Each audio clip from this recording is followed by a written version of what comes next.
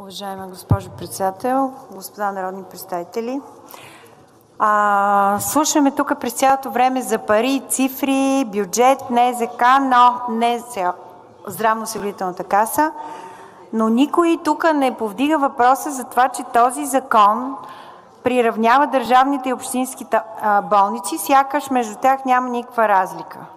Но разликата е много съществена, защото и собствеността е различна, и финансирането им е различно, и уреждането на трудово-правните отношения им е различно. Държавните болници са собственост на държавата и се финансират от държавата.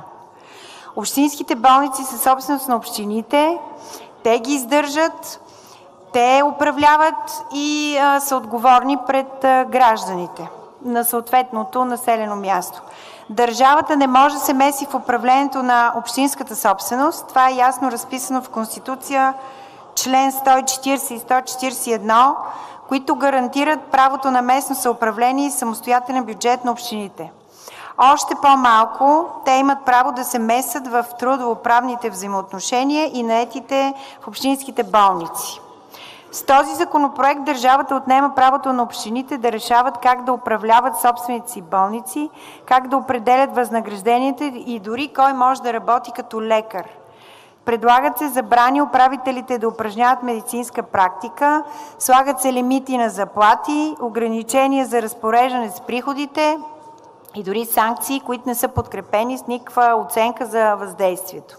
Това е намеса в договорни отношения, в които държавата не е страна. И резултата ще бъде, че общинските болници ще бъдат поставени на колене, а населението в отдалечените и малки населени места ще остане без достъп до медицинска помощ.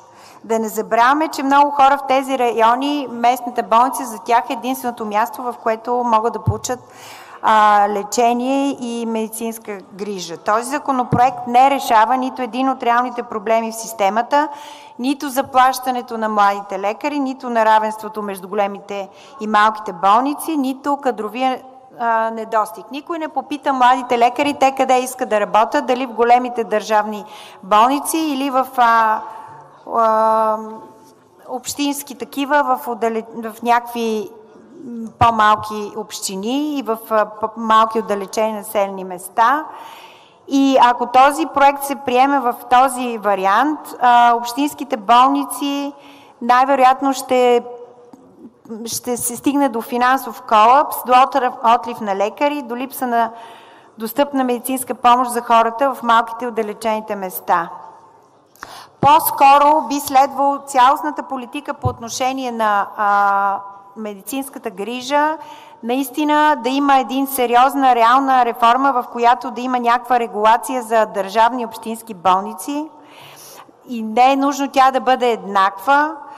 Трябва да се определи много ясно техния статут, техните финансови отговорности и да се даде на общините повече гъвкавост да управляват собствените си лечебни заведения.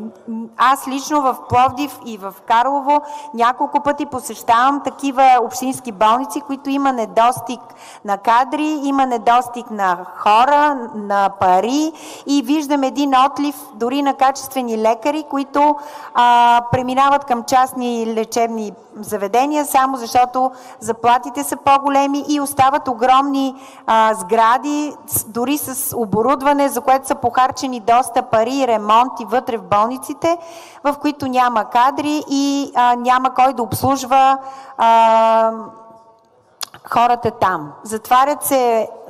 Затварят се отделни отделения и примерно имат една линейка и трябва да обслужват раждането на деца. Много често това са такива родилни отделения, което по никакъв начин няма как те да реагират. Управителите на болниците също в много случаи те са много добри специалисти. Вижда се, че такива кой знае какви няма и в случая с този закон те се ограничават. По-скоро трябва да има някаква програма и предложение за подкрепа на тези болници в по-малките отдалечените региони.